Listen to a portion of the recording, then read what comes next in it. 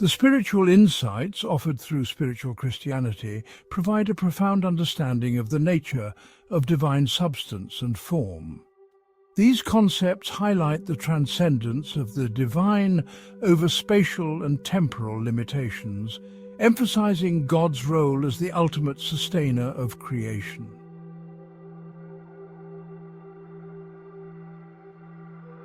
Spiritual Christianity posits that the same power which creates must also continually preserve in being what is created.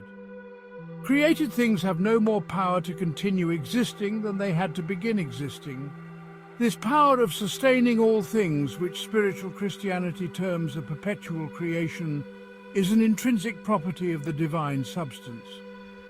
The divine substance is not merely a creator, but an ongoing sustainer of all existence.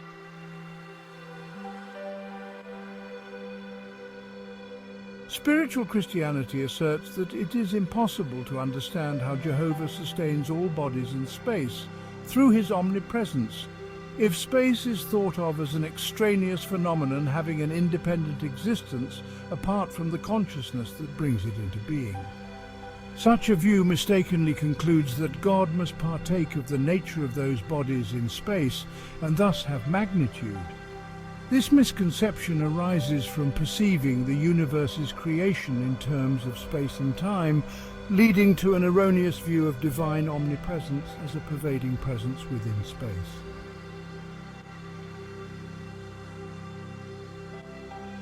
The teachings for spiritual Christianity demonstrate that understanding the creation of the universe from the state, rather than space and time, allows one to perceive all things in nature as representative outbursts of the human will and intellect. Man, or the human mind as a conscious being, serves as a medium for the creation of nature. This perspective facilitates a clear distinction between the infinity and eternity of the Creator and the spatial temporal reality of nature. The latter, being created through man or the human mind, symbolizes the effects of his imperfect condition and is neither in the divine being nor present to him.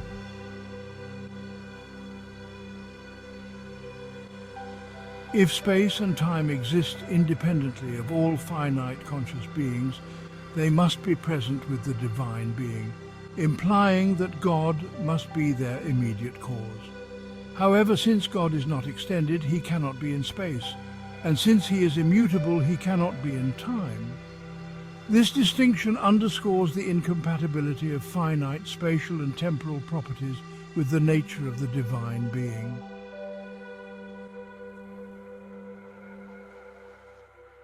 By examining the properties that define natural forms, one can understand what is meant by the divine essay being essential form. The form of a natural body in space is its perceptible boundary, comprehended by the mind and distinct from other natural forms. In relation to the human mind, form must be conceived abstractly from bodily conditions, representing the concurrent determination of mental powers to specific uses.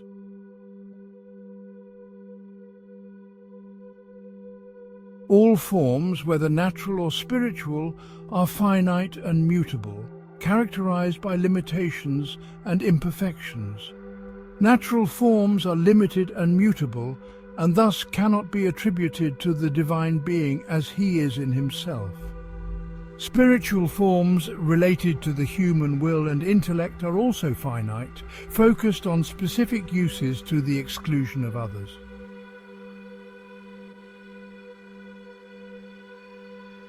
The divine mind, in contrast, is infinite and universal, neither limited in its essence nor in its operations. Thus, it is said to be non-form or devoid of form, indicating the absence of limitations and imperfections inherent in time and space. Despite this, the divine essay is regarded as the essential form in a supereminent sense, as in him alone are the initiaments of all form.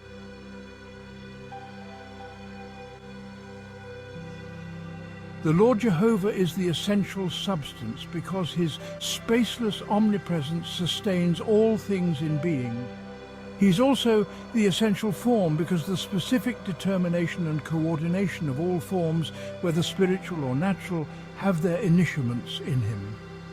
This dual role emphasizes God's fundamental position as both the source and sustainer of all existence, transcending spatial and temporal limitations while imbuing creation with purpose and order.